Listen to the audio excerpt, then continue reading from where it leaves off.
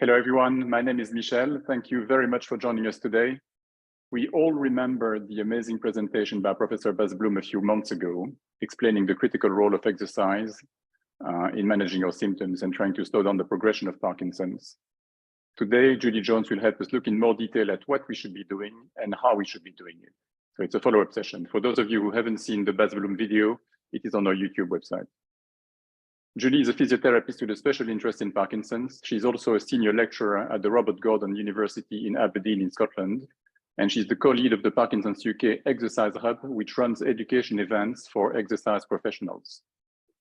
Before we start, I would like to remind everyone, as I always do, that this session is for information and education purposes only. If you are seeking medical advice, diagnosis, or treatment, this is not the right place. You should consult a medical professional. There will be time for questions at the end of the presentation. Please use the Q&A function at the bottom of your screen. You can enter your questions whenever you want. I'm just asking you to not put your questions, please, in the chat section, which is not designed for that purpose. For those of you who don't know us yet, No Silver Bullet is managed by Mark Lambert and myself with the aim of sharing Parkinson's expertise. We aim to help you and, frankly, to motivate you to become well-informed journalists in your condition and to make informed choices on how to adapt your lifestyle to slow down progression of the disease. We are organizing Zoom sessions like today's with researchers and PD specialists to update you on the latest advances in science, medicine, nutrition, exercise like tonight, and wellness in general. As you know, we post the recordings of our sessions on YouTube and Spotify, and we also post short videos on TikTok and Instagram, which is totally different from tonight's session. I invite you to subscribe to those channels so that you are informed when we produce new content. The details are in the chat section at the bottom of your screen. I think Mark has posted them and I posted them before. But let's come back to today's topic and to Julie, who will be talking to us about exercise and physical activity for Parkinson's, getting and staying active. Julie, the stage is yours. Thank you very much, Michelle and Mark, for inviting me to speak tonight on something which is certainly something I'm incredibly passionate about. So just bear with while I just share my slides and then we can get started with tonight's presentation.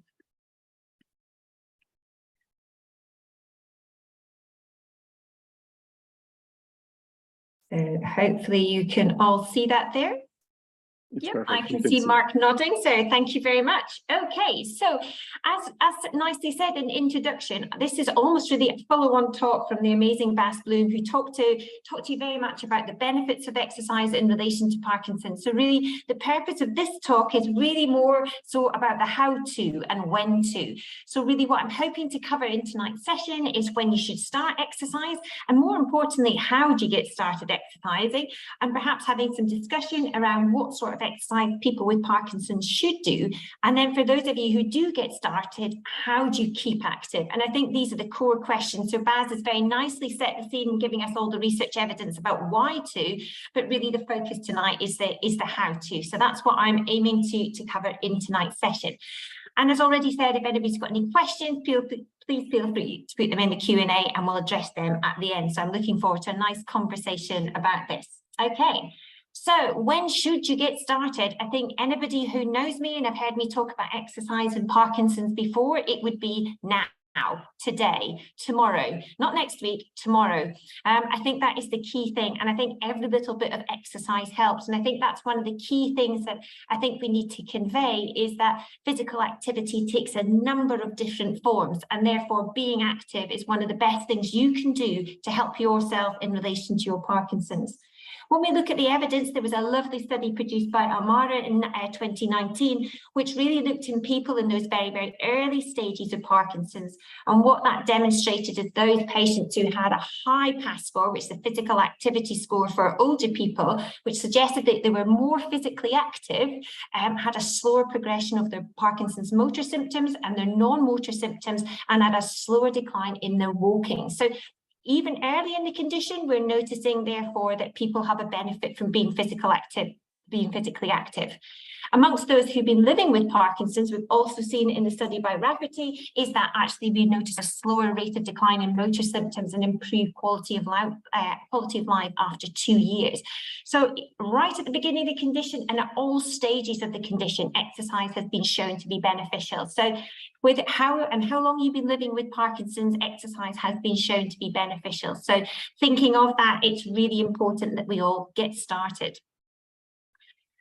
I think one of the card questions is, how do you get started? And I think that's something that's been acknowledged in a number of webinars when we've looked at the effects of apathy, when we've looked at the effects of fatigue, all of which make getting motivated and getting started, I think, a bit more challenging for the Parkinson's community. And I think really there needs to be some questions which you need to ask yourself before you get started. So what kind of physical activity or exercise do you enjoy? I think this is something, physical activity is something that we need to develop as a habit, something you get into a routine, something that you're going to do every day. If it's a chore, then regardless whether you have Parkinson's or not, you're not going to continue and stick to that habit or stick to that routine. And therefore, you need to think about, what do you enjoy doing? What is it that you would be happy to do on a regular basis? I think the other question, when we're really being pragmatic, is how much time do you have to devote to exercise each week? And I think it's important to start in being realistic. Many people are still working, some people have child-minding responsibilities, some people are perhaps looking after loved ones.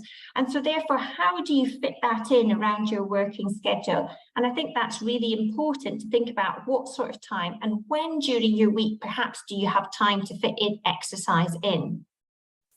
And the other key thing is that we need to think about what is currently stopping you exercising. And therefore, for that example, are you unaware of the benefits of exercise? And in which case, perhaps signposting you to Bas Bloem's previous presentation, which will give you all the information about what are the benefits of exercise. And often if people understand why they've got to be active, that's actually the first hurdle.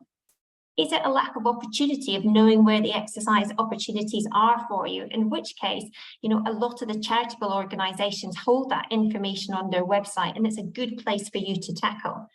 But equally, many people feel that some of the barriers that we know that people face is that lack of confidence about exercising potentially with others, or the lack of confidence in their own ability.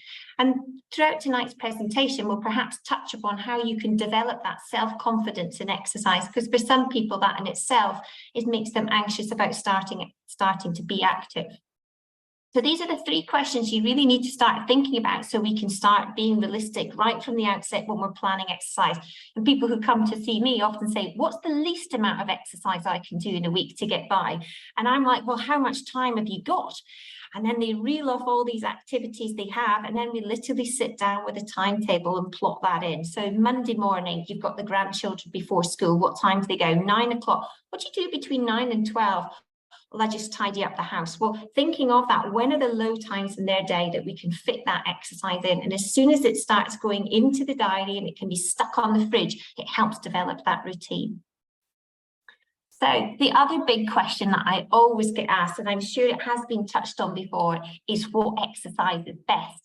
And I started on a journey of looking at all the research in relation to exercise in Parkinson's, and I thought I would find the answer to this holy grail question.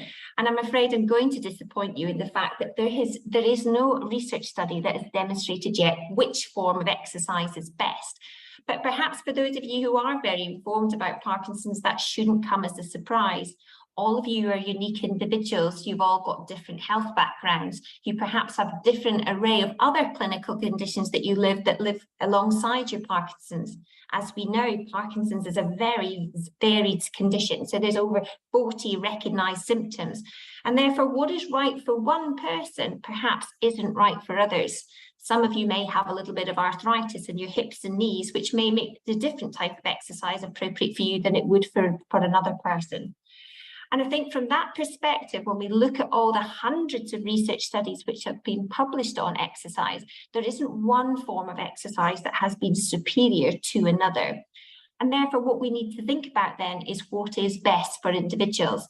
And the current consensus from clinical guidelines published here in Europe and also in North America would really suggest that people need a personalized exercise program that's tailored to meet their individual needs. And the other key thing that we need to think of is that exercise needs to be varied. It's not one type of exercise, it's that people need to engage in a combination and a variation of exercises to address their physical activity needs. I think also the interpersonal factors is something we also need to consider, is when we're also thinking about what exercise is better. So again, that comes into people's emotional state of well-being, their level of motivation, and where they're going to start. So perhaps for people who are newly diagnosed, sometimes putting them in a gym environment or putting them in a group-based exercise environment perhaps isn't positive, because they're at that stage where they still need to come to terms with living with Parkinson's and a diagnosis. Whereas people that perhaps lived with the condition for a while feel more confident that they're happy to contribute as part of a group. Equally, we need to think about environmental issues, and depending where you're joining us from this call today, for some people, the travel can be burdensome and actually find that they're exhausted by the time they get to an exercise class. So again, thinking about your symptom distribution, your symptom profile, different types of exercises may be beneficial at different times of the day. But that also is thinking about your Parkinson's. How does your Parkinson's play out during the day? And it may be that you prefer to do some higher intensity exercise in the morning when you're feeling more optimally medicated or feeling less fatigued. But perhaps in the afternoon, that's where you could practice your slow flexibility controlled exercises, doing some Pilates or Tai Chi, which perhaps is less physically exerting from an aerobic perspective.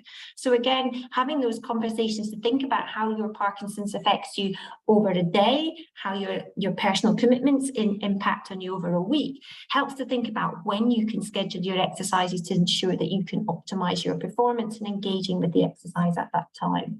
So take-home messages so far is it needs a little bit of planning and a little bit of thought in terms of what you like and how you are as an individual over the course of a day in a week.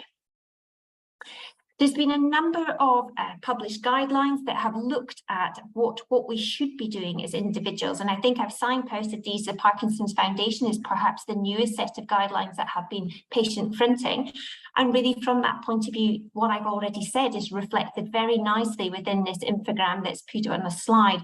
And very much therefore, what it's suggesting is that we should be doing aerobic activity for at least 3 days a week. We should be doing strength training at least 2 to 3 times a week on non-consecutive days, and we should be doing some balance exercises at least 2 to 3 times a week, as well as stretching. So the eagle-eyed people here will slowly be adding that up and thinking, well, actually, I've got to be doing more than one type of exercise per day, because that adds up to more than 7.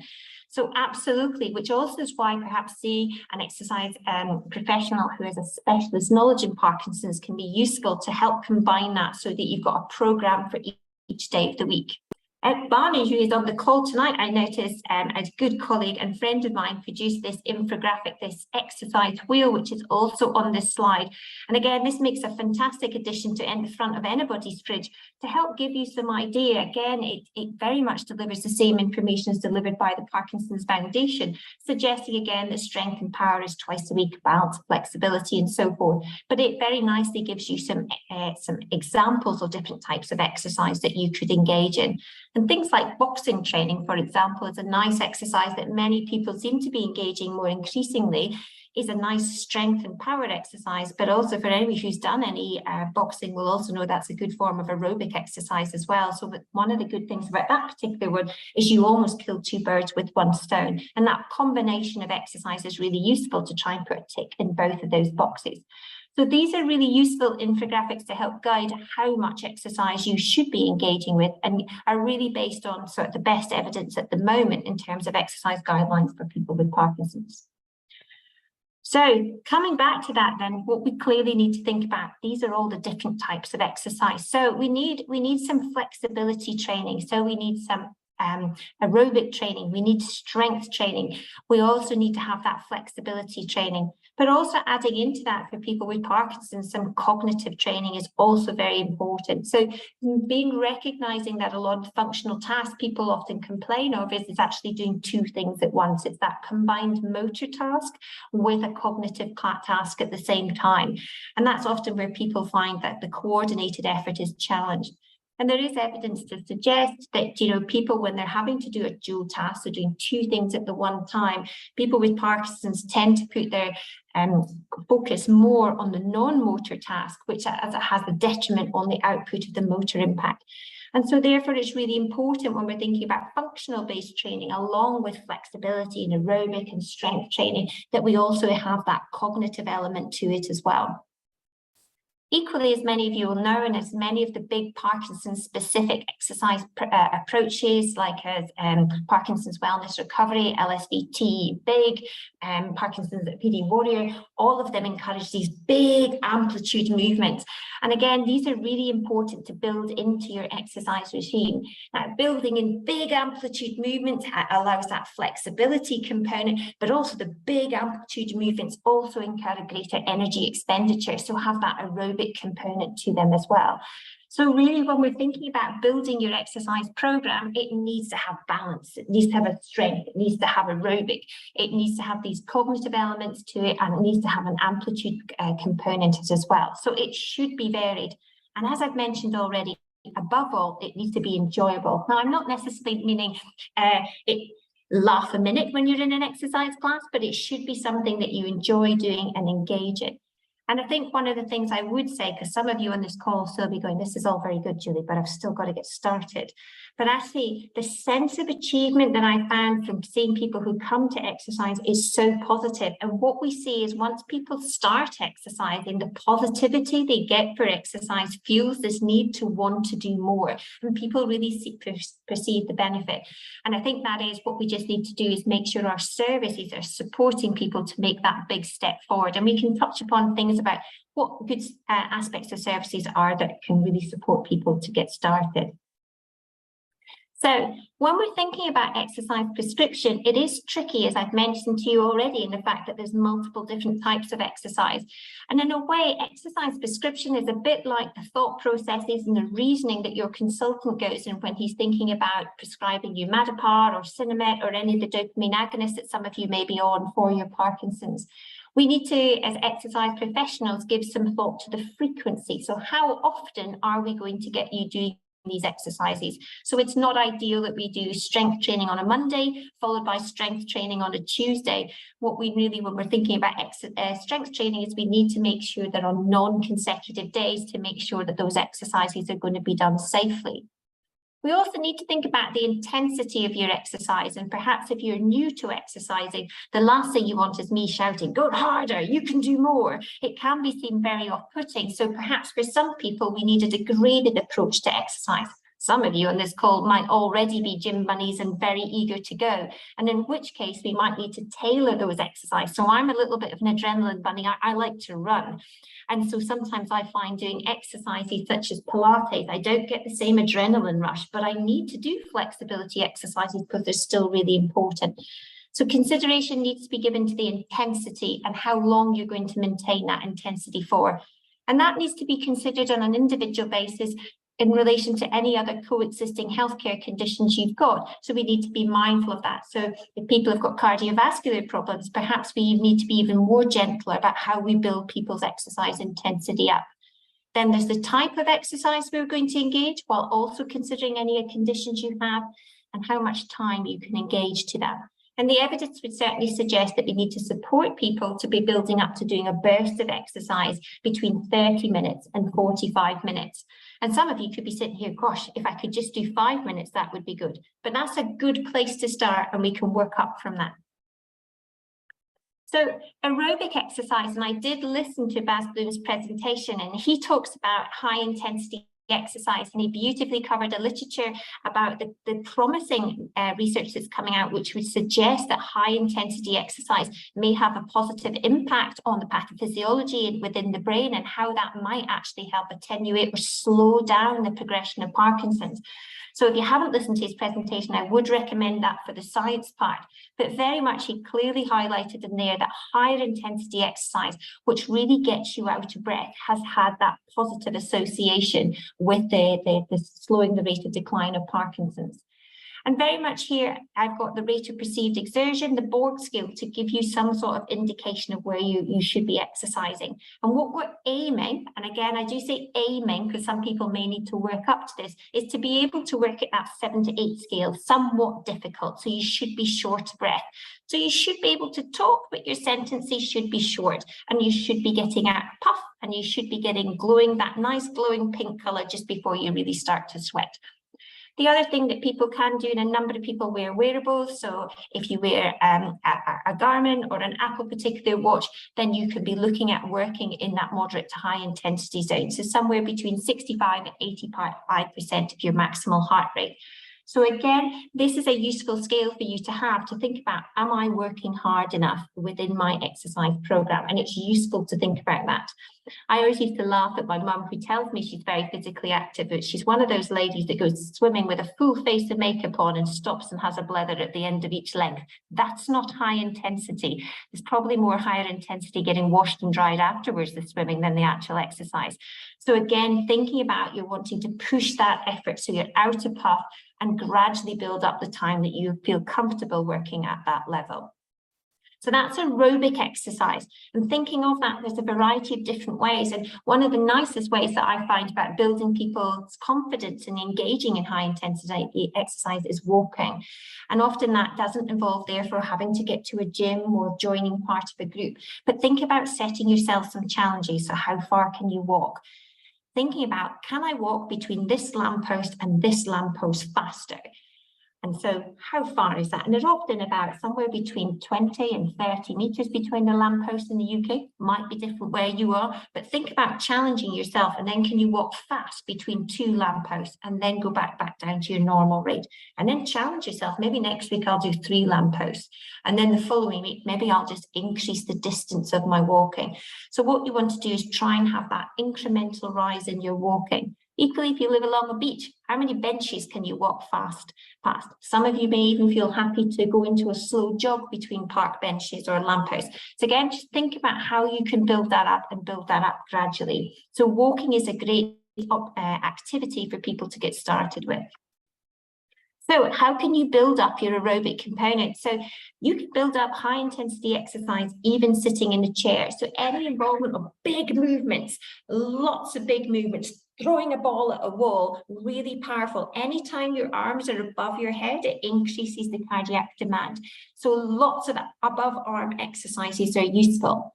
Combined exercises are also useful. So for example, I could do sit to stand and raise my hands up at the air, and that would increase the intensity of that exercise. I could do a squat and take my arms out to the side and then lift them above my head. And as you can see from that, by doing a sit to stand, it's a strength exercise for my quads and the muscles around my bottom, but then I'm also lifting my arms out to the side, so I'm getting that higher amplitude of movement. So that careful curation of your exercise program can make it higher intensity. The other thing that can help make exercise more intensive, and this can be done in a seated position as well, is overloading the muscles and using several exercises which use the same muscle groups in different ways. So for example, you could do sit to stand, and then you could do that for a minute. And then you could do lunges. Now it's a slightly different action, but the same muscles are being involved. And that overload principle also increases the amount of aerobic demand on the system while you're exercising. Add dual tasks as well. And I think sometimes adding dual tasks, such as picking a ball up over here, taking it over my head and putting it back down the other side, it also makes me focus on lifting the ball up and not so much focus on the effort of the exercise. And that can be a good way also to help build up that aerobic component. The other top tip, if you're wanting to try and improve your aerobic zone, or the time you're spending at high intensity exercise, is I find time zones are far easier than counting repetitions of exercise. If I'm counting and I have to get up to about 15, once I get over 15, I sort of lose count, and I'm so busy trying to count the exercise that the quality of my movement isn't maintained throughout the whole exercise. So again, you could try exercising for a block of time, and then it's really easy. You can preset that on your phone, and then it rings when you've met that minute. Or if you're exercising your kitchen, we can all see the cooker clock, and you can exercise that. So try and thinking about maybe doing higher intensity exercise for a burst of 30 seconds, and then relax for 30 seconds, and then go again. So that's almost like a interval-based approach to training, and that high intensity and lowering it down and going back up again. It's a proven way really when we're thinking about interval training or high intensity training to help boost your aerobic capacity. So big movements, combined movements, and trying aiming for a time rather than counting are good ways that you can still achieve a high intensity exercise, even in sitting or in and around a chair, if that's where people are feeling more comfortable to exercise. So the strength exercises, so the guidelines would suggest we need to be doing these 2 to 3 times a week. And we want to, where possible, build up to doing strength exercises for 30 minutes. And here, this diagram just really identifies the key muscle groups that we need to be working on. And particularly in Parkinson's, as many of you are aware, there is that tendency to become slightly flexed over time as the condition progresses.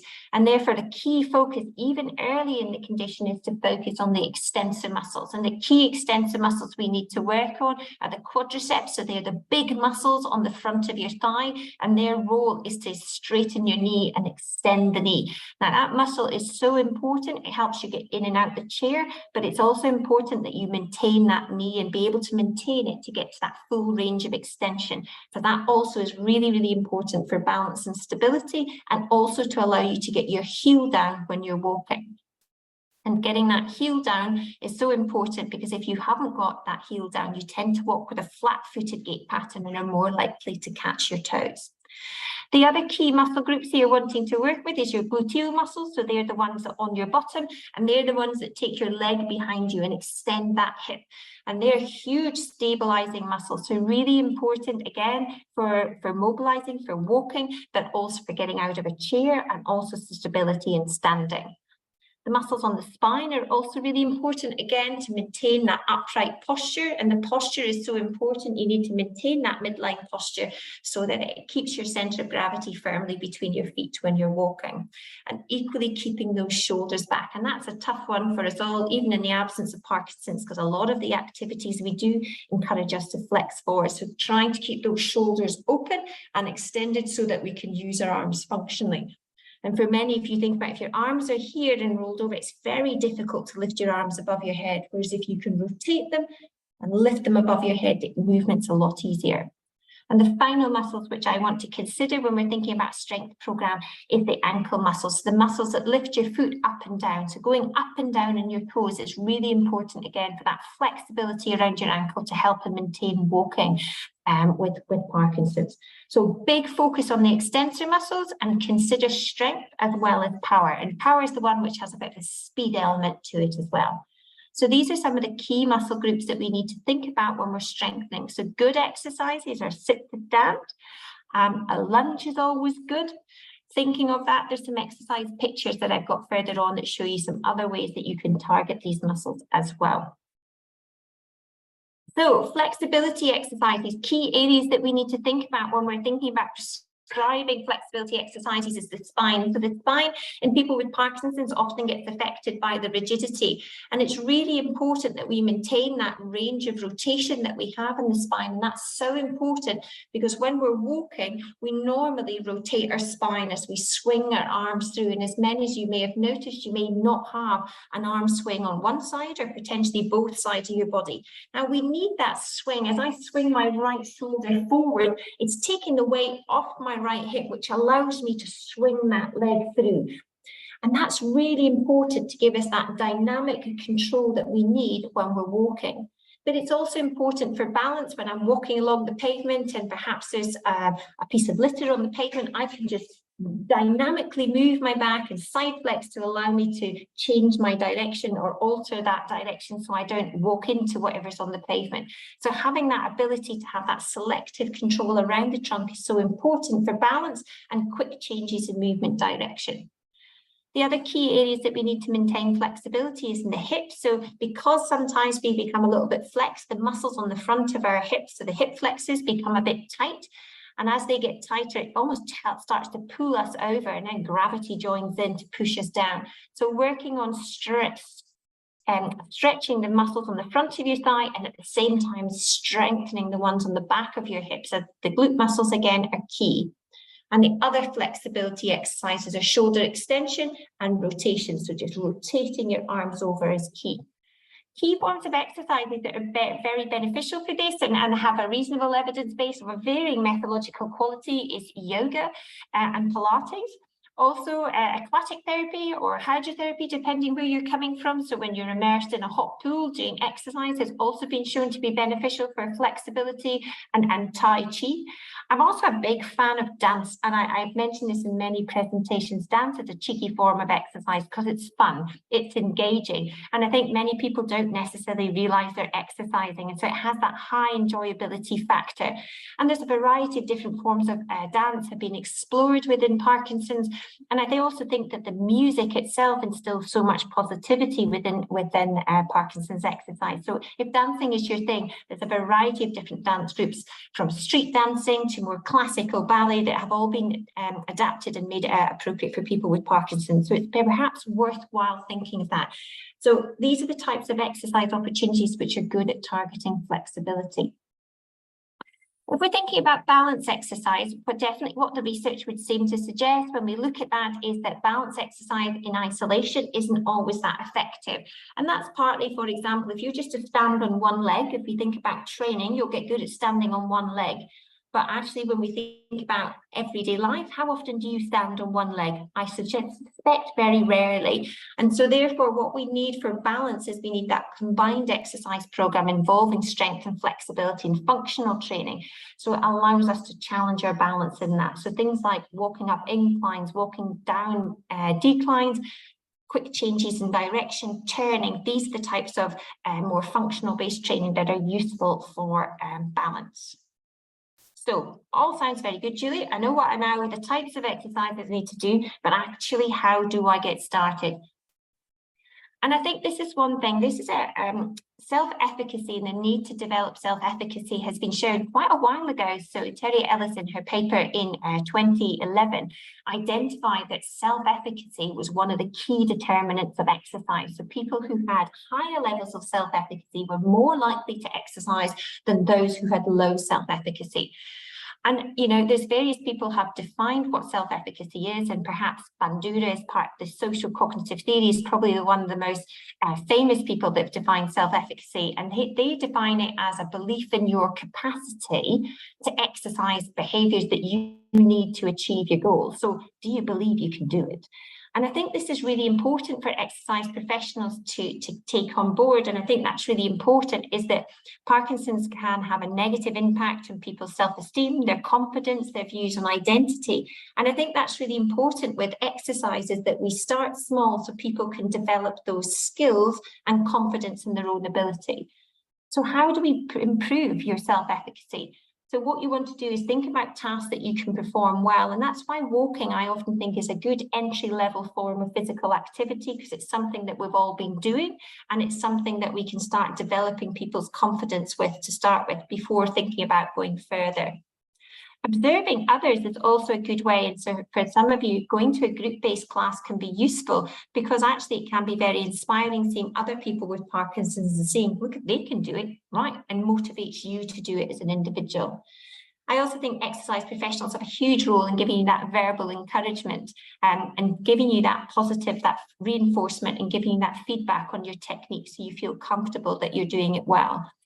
And I think we also need to be mindful that people's emotional state can also impact on their self-efficacy. So I think perhaps observing how other people and developing your own self-confidence in the exercises that you feel confident to do before you start engaging in an exercise that you've never done before might be a useful tip, just thinking about developing your confidence.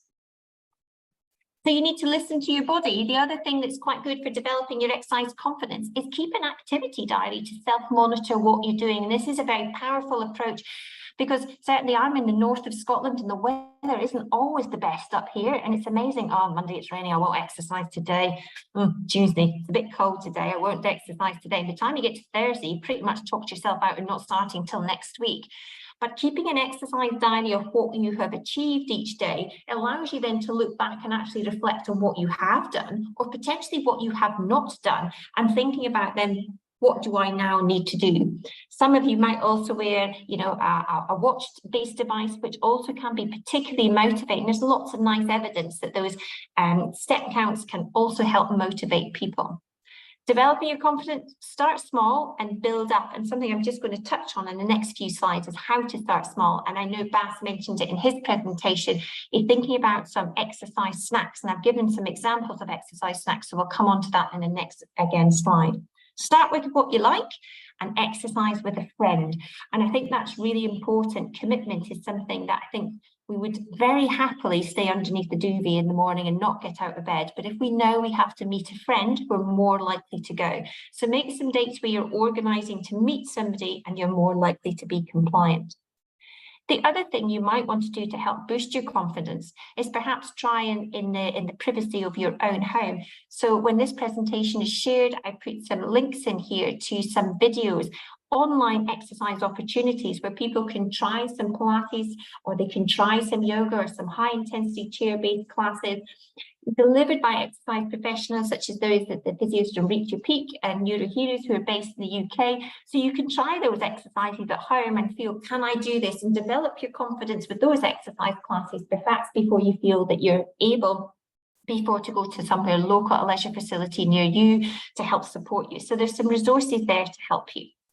So exercise snacking, that is something that has been chatted a little bit about, and I often find people find it's really difficult. Oh, I don't have half an hour to spare each day to exercise, Julie, or an hour is too long. And I'm like, and they can often give me quite a comprehensive argument as to why they can't do half an hour, but it's very difficult for them to argue that they don't have 5 minutes. And so I have developed a variety of different exercise snacks that I will often give to patients to get them started. So here's an example of an exercise snack. This takes 5 minutes. I'm not going to make you do it now, so you can relax. This is something for you to do in your own time if you're able.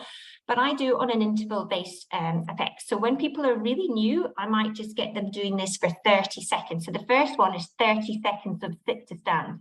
And then they just march gently on the spot for 30 seconds. And then they do sit to stand with the right foot slightly in front of the left. Do that for 30 seconds. I then get them doing sit to stand, raising their arms above their head for 30 seconds. 30 seconds relaxing. Then sit to stand with the left foot slightly in front of the right. 30 seconds, and then I get them doing a mid-range hold on the way down. So that's 5 exercises for 30 seconds with a 30-second interval. And there they've got 5 minutes of strength-based exercise. That is quite tough.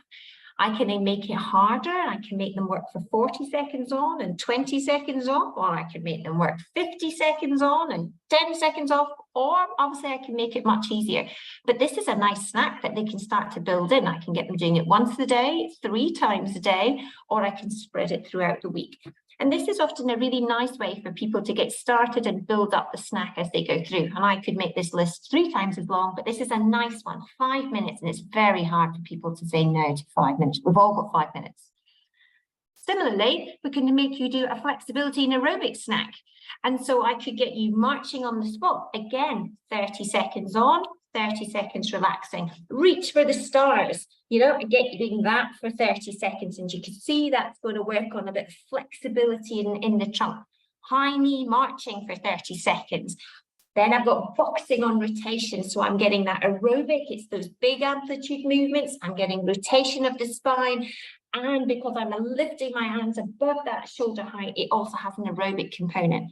And then drawing swords is where you think about having a sword in its holder and you take it up and out, and you can do that. So again, these are just some little examples of little exercise snacks, and then I can prescribe snacks, and I can get people doing as many snacks or a few snacks as they can fit in throughout the day. These are also really nice snacks that you can just fit in after a mealtime or after you've perhaps got up in the morning. And by combining an exercise with a specific time of day helps with that habit formation. It's like, we all brush our teeth before we go to bed. It's just something that we do. And again, that tying that activity to another routine also helps with consolidating that habit formation. So there's some ideas about some snacks that are guilt-free. Other ways you can help get started is theme your exercises. So sometimes I will theme exercises. So this could be Tuesday's program, and they're all down on the floor. And again, that helps with people so they don't feel that they're going up and down, up and down. And so the one at the top here is the Superman. I think that's probably fairly an internationally acknowledgeable term for this exercise. But you can see from here, this is a nice stabilizing exercise. It's working on all the extension elements that I mentioned in terms of the shoulder and then the leg.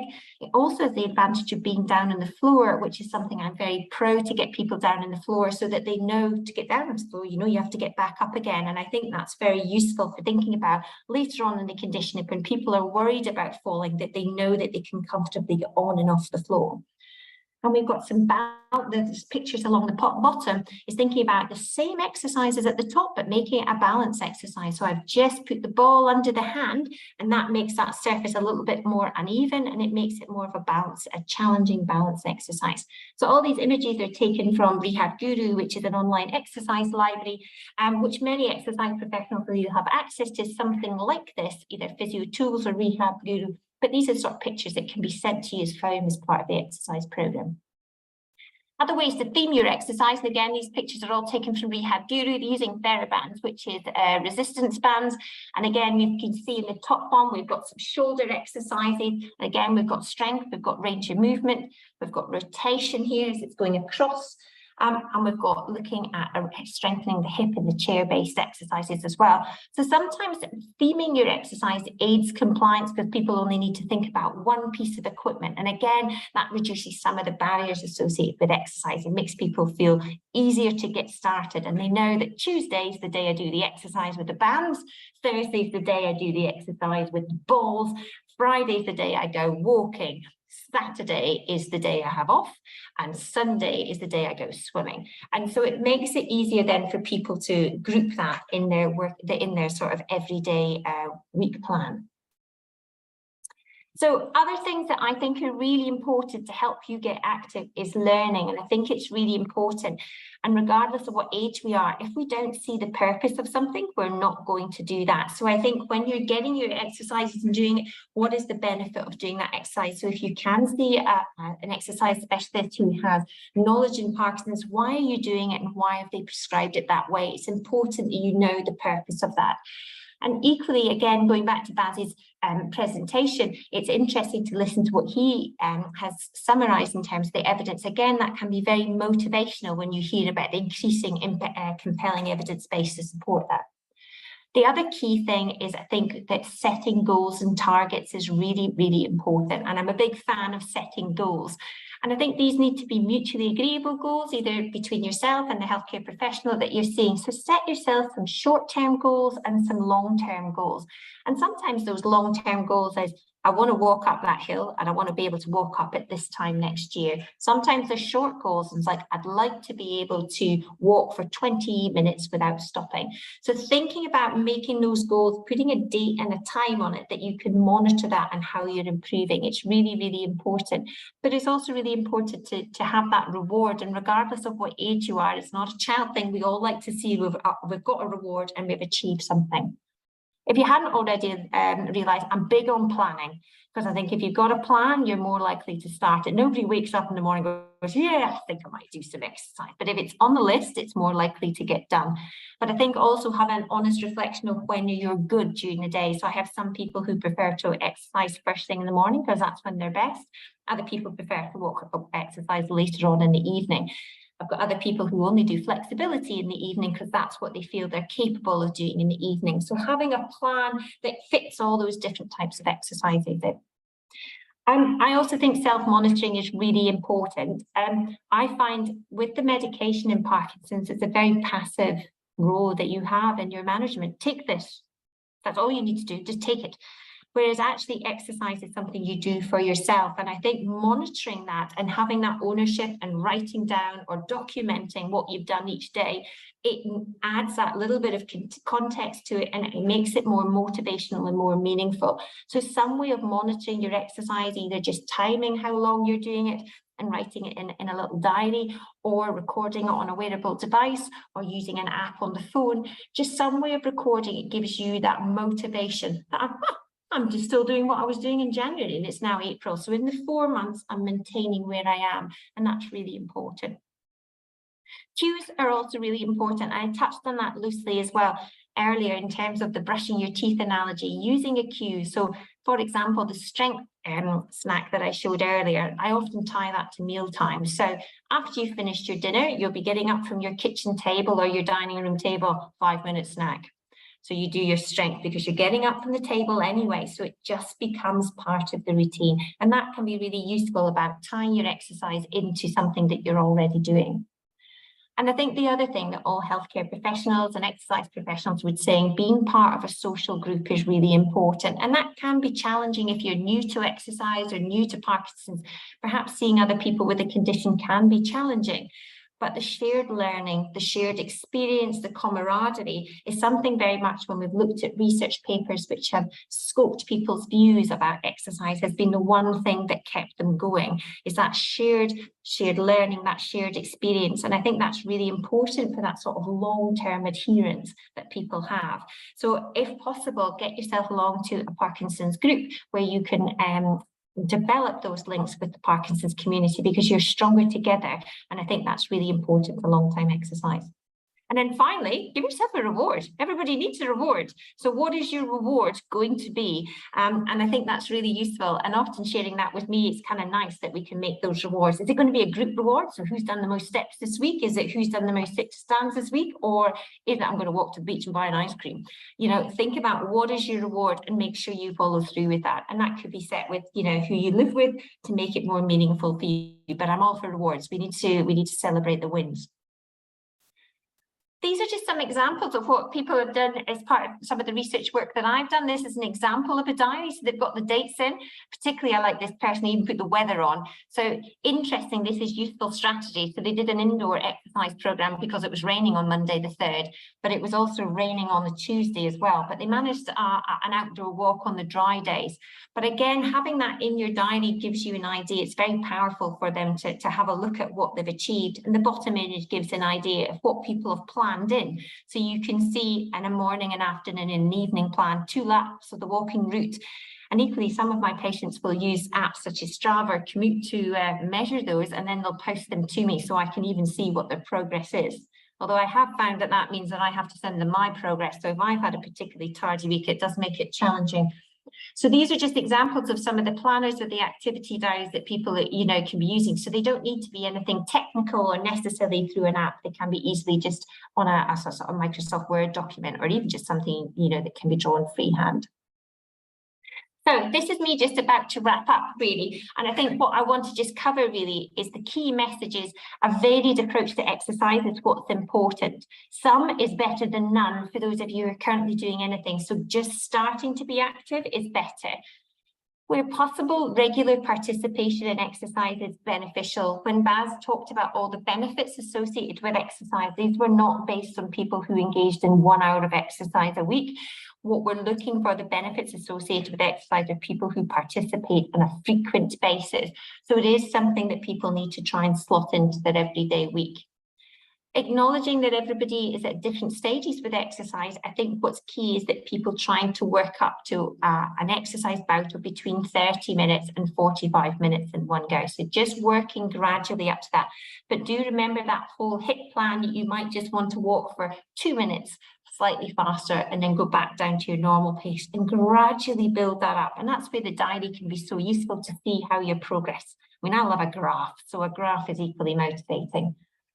And make sure your exercise needs, or the exercise type you engage with, target your needs. So if you're a bit wobbly on your feet, then you need to do some balance exercise. So from that perspective, make sure that the exercise is targeting what your individual needs are. And as I mentioned right at the top of this presentation, make sure it's enjoyable. If it's a chore, you're not going to do it. And I think the clear message from exercise is it needs to become a regular part of your life. So therefore, it needs to be enjoyable. And I think that's my 45 minutes up. Well, Julie, thank you very much. Do you mind just stopping to sharing your screen, please? Of course. Thank you very much. Thank you very much for a very interesting presentation, and actually hugely practical, which is very useful, and a great follow-up on Bas's presentation. So it was exactly mission accomplished. We know now what to do and how to organize it. So let's just look at some of the questions we had. Stephanie put her question on the forum quite early, before your presentation almost. So I think you have probably answered that, but she was saying that access to neurophysio is difficult. how would you suggest we design our own exercise prescription? Do you have anything to add? I don't want you to go back through your whole presentation. What I would have a look at, Stephanie, I agree with you, and it's something that we're all trying to work on who are passionate about exercise, people with Parkinson's. Have a look at some of the links that I put on there, and they were videos put together by exercise professionals who have a specialist interest in Parkinson's.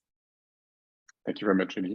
Sue is basically telling us she's using an exercise program called Power for Parkinson's based out of Austin in Texas. She's asking if you're aware of them. I'm sure there are quite a few of them, so it's a new one to look at. And she's saying that it's basically, covers quite a variety of symptoms and exercises. It's for free, but there is no personalized plan. Of course, it's basically a bit bland probably. And she's asking, is it okay to focus on the exercises that address her most troublesome symptoms? That's the only thing she wished the program had, someone to help her plan something more personalized. I think it's good to start with targeting what your main issues are, but I think it's always useful to get a review, because I find that many people come in perhaps aren't necessarily aware of perhaps maybe how their walking has changed over the last week and last year rather. What happens with Parkinson's, it can be a very, very slow decline, and people maybe aren't necessarily aware of some of the changes or how they walk. So it is perhaps useful, once she feels confident doing what she needs to do, is get that overall view to give her more of a targeted, personalized approach to her exercise program. And I think it's important that you exercise for today, but also thinking about investing in your future as well. Absolutely. So another question from Sarah. She's basically asking whether you have any comment on how to exercise when dizziness and vertigo are a problem. Vertigo? And dizziness. Dizziness. Okay. Well, one thing is perhaps that probably needs to be checked out, because that is a problem that some people have. Make sure with dizziness that you're well hydrated before you start. So a number of people find after they take their Madapar, they get a little bit of a drop in their blood pressure. I'd also then think about, to start with, again, a graded approach to your exercise. So you might want to just work in a seating position, or you might want to do some of the exercises on the floor. So therefore, if you feel dizzy, then you're already got a good base of support to keep you exercising. Thank you very much. Bill has a great question about singing and asking whether singing, and I would add personally voice exercises, because I do them most days, but that counts as an exercise as well, and if so, at what level? Well, singing is fantastic and definitely makes exercise more fun. So singing is an exercise for your vocal cords, which is fantastic. So what I would recommend is you start singing while you're exercising, or at least thinking about, chanting while you're doing it, or counting while you're doing it. So when we think of programs such as LSBT Big and LSBT Loud, they're all about voice amplitude and voice projection. So when you're stepping out and doing your big arm movement, try and out and in and out. So you're really working on your voice projection while you're doing the exercise. One of the challenges I would ask, if you're still able to sing a whole song while you're exercising, you're probably not exercising hard enough. That's a good point.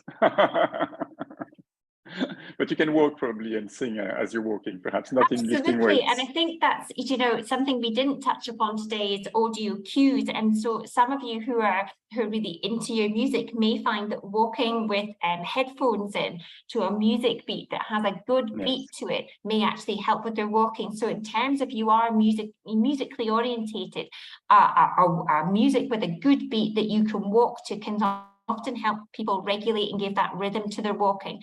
And again, that can be built into interval training. The fact that if you select your playlist, you could maybe have a one tune that's maybe 4 minutes long that is slightly higher intensity to make you walk at a faster level, and then perhaps go down a little notch on a song that's slightly slower pace and have that alternative on your playlist. So I definitely think being selective on your music and plugging yourself in would be a good idea. Thank you, Julie. Maggie makes a very good point. She basically says that she's exercising a lot, but she's starting to feel guilty if she misses a session. That's adding to her anxiety, that basically that she doesn't do enough to keep PD under control. And she's asking, how would you find the balance between too much and not enough, and the needs of the mind and the needs of the body? I think that's really important. And what I would say, Maggie, is think about the types of exercise that you're engaging with. And I think it is I think a lot of us, when we start exercising, we really respond to the sort of adrenaline rush that we get from perhaps a high intensity class. But equally just as important is the slow exercises in terms of doing Pilates and the breathing control that comes with that. And that balanced approach of having a variety of different exercises is equally beneficial. And also sometimes you just need to exercise for enjoyment. So think about walking. It's a lovely activity in terms of mindfulness to engage with the outdoor space. All these things have been shown to help reduce anxiety in other populations and will be transferable to Parkinson's. So I think if you have a plan and then you feel that you've ticked off your strength and your balance and flexibility, perhaps that will reduce your anxiety. You're not doing enough, because it sounds like you're doing enough. Thank you, Julie. Peter is making an interesting point and an important point. He basically, since he has had PD, he no longer enjoys exercises. He has to think about everything he does, like how he puts his foot down, how does he walk upright, does the arm join in or not. So just walking is no longer possible and enjoyable. He's asking how can he start enjoying it when he doesn't like it at all, and every movement reminds him of the symptoms that he has. So he feels better sitting still, but he does exercise, but he doesn't like it. Do you have any tips? Well, that's a tough one if there's nothing that you like. See, you're the sort of challenge I like, because there must be something that you like. I think thinking about, is there anything you do in the house that you could turn into an activity? And sometimes the exercise snacks are quite good for that, because they're small and sharp, and they're quite small, little bite size. So actually, could you tolerate 5 minutes of that exercise? So maybe try some of the strength snacks where you're doing the sit to stand, but also rather than focusing on walking, again, it's whether you could, build it into your exercise regime. So when you're, filling your kettle, instead of walking to the sink, sidestep to the sink and thinking about building it into the things that you're doing in every day, and increase the number of repetitions. And then thinking about how you alter your movements around the house to make you have to walk further for those particular activities. So make them functionally based rather than thinking it's exercise. Thank you very much, Julie. James is asking, actually, you mentioned the PASE, the PASE or the PASE score. He's asking what it is. It's an outcome measure that people with Parkinson's use. It's a physical activity scale for the elderly, and it's a self-reported measure which you complete, and it tells me how active you are. So the higher the score would suggest you're more active. So it's sometimes used in clinical practice, and it's also used within research within older people and people over the age of 65 with Parkinson's. Thank you very much. Adi is making a good point, actually, that sometimes he's really exhausted and he feels he's in the 7 to 9 zone on the 1 to 10 scale, but Garmin does not agree, which can be quite demotivating. Is it possible that actually because of our condition, for us, we feel 7 and 9, but some of those wearable devices are not calibrated to our condition, they're calibrated to someone who might just be fitter? Yeah, and I think one of the things about exertion is when he says he feels exhausted, sometimes it depends on the exercise, because exhaustion, people perceive it in different ways. So there's physical exhaustion where you just feel, you've done a big session and you just feel physically exhausted. There's other times when some of you might have felt, for example, when I have my niece and nephew around who are so much younger than my own children, or you've got the grandchildren, they leave and I'm emotionally exhausted because I've just chased them around the house all afternoon, or you're just constantly on call in case anything's going to happen. So you get emotional anxiety, exhaustion, but also, there's anxiety exhaustion, and quite often, well, the Garmin certainly won't pick up emotion, and it certainly won't pick up anxiety. It's based purely on heart rate. So from that perspective, it depends on what if the exercise has been particularly challenging from a cognitive level, and perhaps the exercises are too complicated, that can give you that feeling.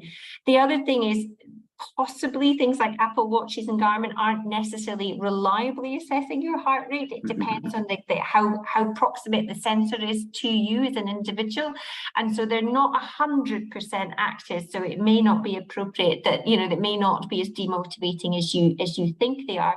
And the other thing that I feel I'm referring back to Bas's session, but it was a very good session. Equally, the cardiovascular response to exercise is slightly different in people with Parkinson's, and their ability to elevate their heart rate is slightly harder for those without Parkinson's. So it may be that you are putting in the effort, but just due to the nature of how Parkinson's manifests, it may be that it doesn't reflect on your device as well. Thank you very much. Armin is coming back to something I think you mentioned earlier. He basically says that he has a foot drop and he catches his foot, which leads to falling. And I think you mentioned which muscles you should need to focus on to limit that problem in the future. So first thing is definitely, so when you're sitting, you want to try and work on just activating that muscle, which brings your foot back up and down. So that's one thing you can actively do. You can also think about putting a pillowcase around your foot to try and stretch. So you're almost, this is my foot here, the base of my foot. So try and pulling that foot down, because it's really important that the big tendon at the back of your ankle maintains its length, because if it gets shorter, then it's harder for your foot to reach that. Other good exercises is just standing, holding onto the kitchen unit or the sink when you're brushing your teeth, and just going up onto your toes and back down again is nice. And then lifting your toes up to try and work on those calf muscles, particularly if you're feeling you're getting a bit of drop foot. Other things is, again, whether you need to go and see a healthcare professional to look at whether they can do something quite focused on those muscles and target that. So if it's a proper drop foot, it may be something you need to get reviewed. But also the other key thing, in order to get your foot down correctly on the floor, to get your heel down, you need to get your knee straight. So the other thing is working on getting that knee nice and straight. So when you are resting, have your feet up to make sure that your knees are being pushed down into that extended position. And then work on when you're upright to try and keep those knees straight. Thank you very much. It's all very systemic, really. Everything is connected. Oh, yes. Someone anonymous is asking whether the presentation will be online, and basically everyone, of course, yes, it will be online. And Julie, if you allow us to share your slides, of course, and we'll put them online too. Lucia is basically making more of a comment than a question, but you may want to comment yourself. She basically says that exercise is also great for lifting mood. And she notes that if she misses exercise for more than 3 days, she feels tired and stiff. However, with the continuity of exercise, it has an overall positive impact.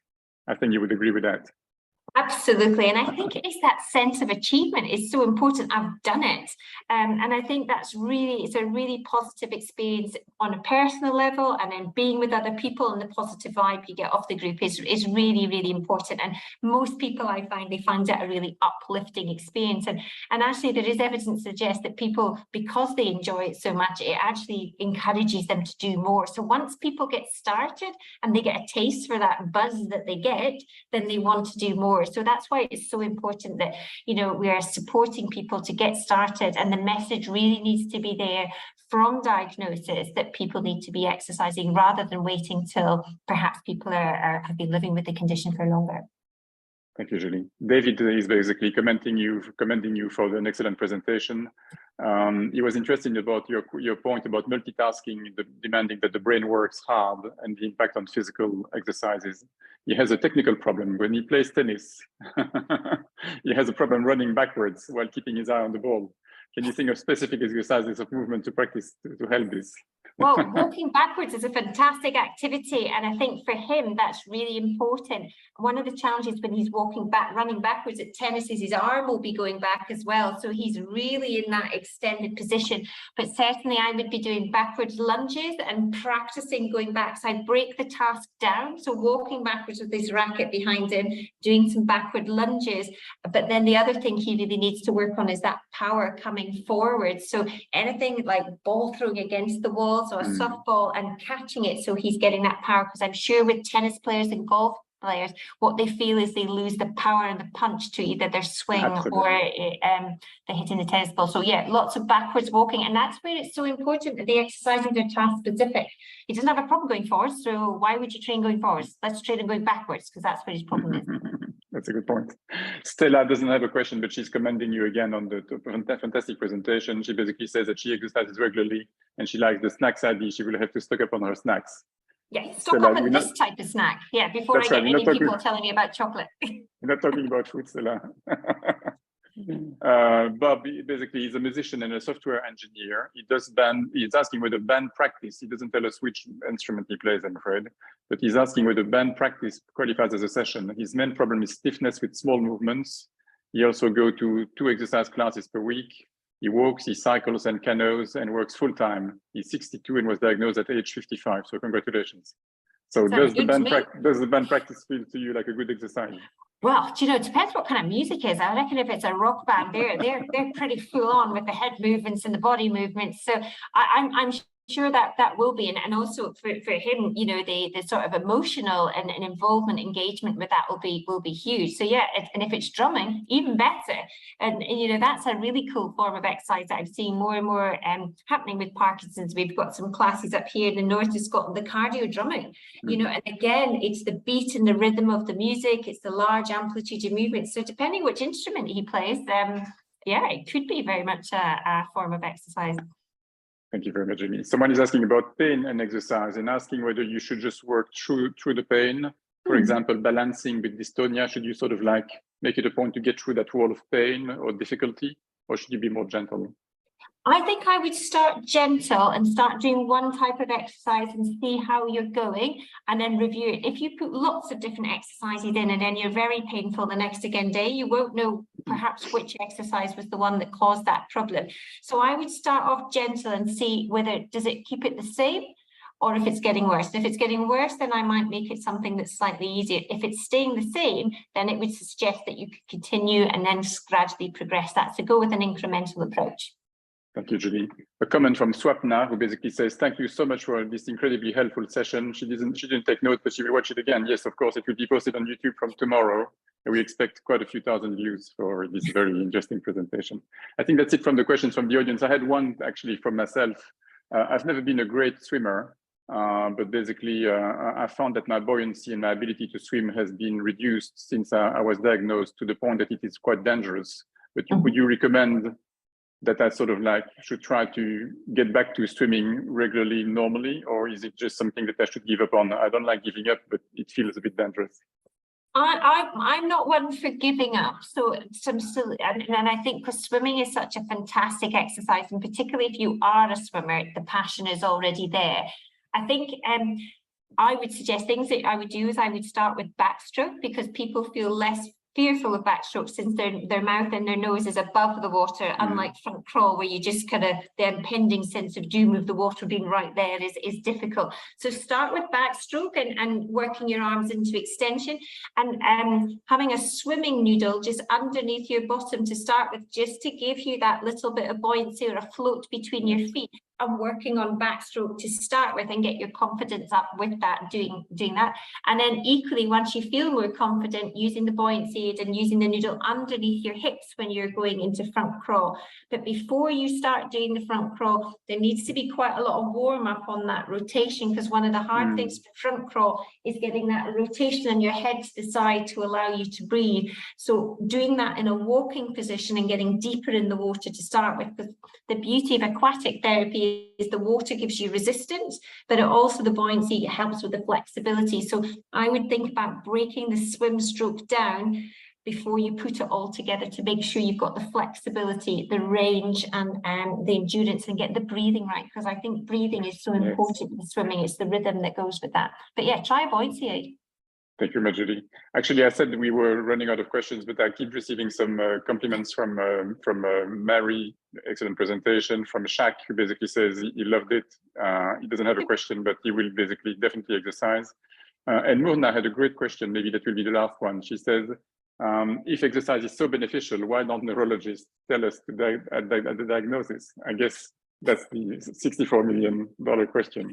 You know, I think it's something that we're working on, and I think, you know, one thing that's brilliant about the platform and the series that you run, that, you know, through No Silver Bullet, I think all the organizations are really trying to push exercise. And I think really you can see that internationally with all the different charities and associations and organizations involved with Parkinson's community are really advocating exercise, and you can see that. And equally in the evidence base, there's been a huge increase in the amount of papers looking at and studies looking at exercise. So I think the message is getting through. I think that's a challenge, but I think also it's important, not only does that come from the consultant, but very much what we see in Europe is having that multidisciplinary involvement with people when they're first diagnosed. So it's so that they're aware of what other healthcare professionals have to offer, and including physios, so that you're getting that personalized, tailored exercise prescription right from the beginning to get you on the right track, which then can be reviewed periodically as you perhaps need to get that exercise progressed or changed to meet your needs as you go through.